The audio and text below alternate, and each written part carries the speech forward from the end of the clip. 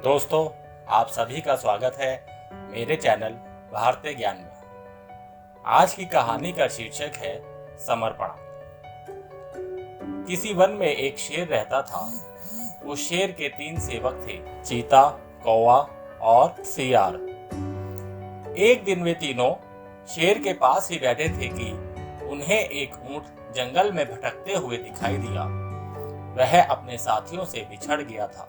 शेर ने उसको देखकर कहा, यह कौन सा जानवर है और यहाँ कैसे आया है? कौवे ने शेर की बात सुनकर कहा, स्वामी, यह पशु ग्रामीण ऊंट है। यह आपका भोजन है। आप इसे मारकर भूख मिटा सकते हैं।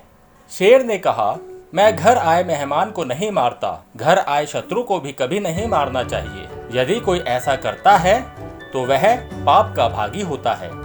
इसे जीवन दान देकर मेरे पास लाओ। मैं इससे वन में आने का कारण पूछूंगा। सेवक ऊंट को शेर के पास ले आए। ऊंट ने भी शेर को प्रणाम किया और एक तरफ बैठ गया।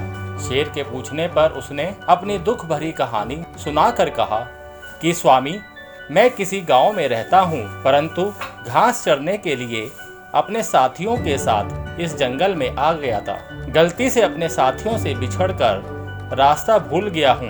अब मैं आपकी शरण में हूँ। आप मुझे यहीं रहने दें। आपकी अति कृपा होगी। शेर को ऊंट पर दया आ गई और उसने ऊंट से कहा, तुम्हें गांव जाने की कोई जरूरत नहीं है। यहीं रहकर हरी हरी कोमल घास खाओ और मेरे साथ निर्भय होकर रहो। ऊंट शेर की बात मानकर सुखपूर्वक वन में रहने लगा। एक दिन शेर की जंगली हाथी से लड़ाई हो गई। इस लड़ाई में वह हाथी के दांतों से घायल हो गया और चलने फिरने में असमर्थ हो गया। तब शेर ने अपने सेवकों से कहा, किसी ऐसे प्राणी को खोज कर लाओ जिसको मारकर मैं अपना और तुम्हारा भोजन का प्रबंध करूं। सेवक चारों ओर शिकार की खोज में घूमने लगे, लेकिन जब उन्हें कोई शिकार नहीं मिला, तब सियार ने कौवे से कहा, इधर उधर भटकने से क्या लाभ?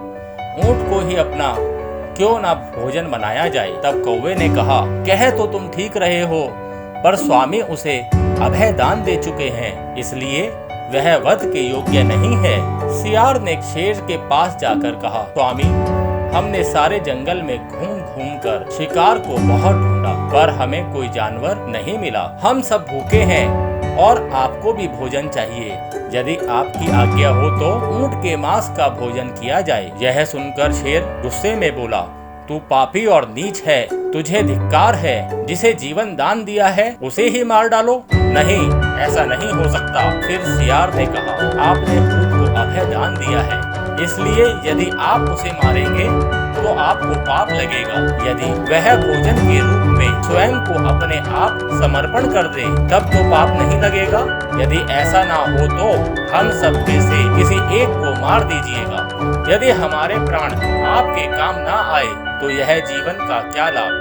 सियार की बात सुनकर शेर राजी हो गया।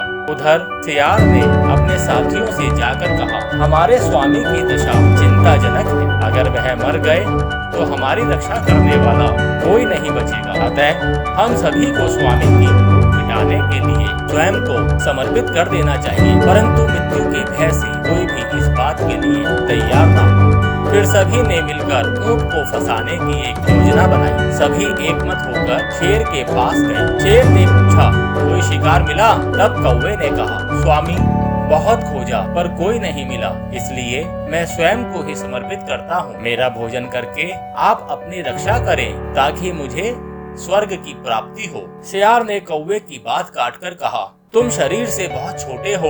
तुम्हें खाने से स्वामी की तृप्ति नहीं होगी, इसलिए मैं स्वयं को स्वामी की सेवा में समर्पित करता हूँ।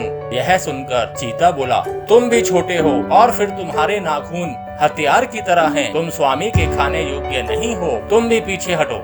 मैं स्वयं को स्वामी की सेवा में समर्पित करता हूँ। इन सब की बातें सुनकर ऊंट ने सोचा, सभी ने स्वयं को समर्पित कर दिया, लेकिन स्वामी ने किसी का वध नहीं किया, अतः मुझे भी निवेदन करना चाहिए। उसने यह सोचकर चीते को पीछे हटाया और कहा, स्वामी, यह सभी आपके भोजन के योग्य नहीं है, इसलिए मेरा भोजन करके आप अपनी रक्षा कीजिए। इससे मेरे लोक परलोक सुधर जाएंगे। ऊंट के इतना कहने पर वो सभी अंदर ही अंदर बहुत खुश हो रहे थे कि आखिर हमारा शिकार जाल में फंस ही गया। अब क्या था, शेर के इशारे पर सियार और चीते ने ऊंट को मार डाला। फिर वे सभी जानवर बहुत खुश हुए और उन सभी ने मिलकर उसके मांस से अपनी भूख शांत की। तो दोस्तों, आज की कहानी यही समाप्त होती है। इस कहानी से हमें यह सीख मिलती है कि हमें कभी भी अपने दुश्मन पर विश्वास नहीं करना चाहिए। आपको मेरी आज की यह कहानी पसंद आई हो तो लाइक, कमेंट और शेयर जरूर करें।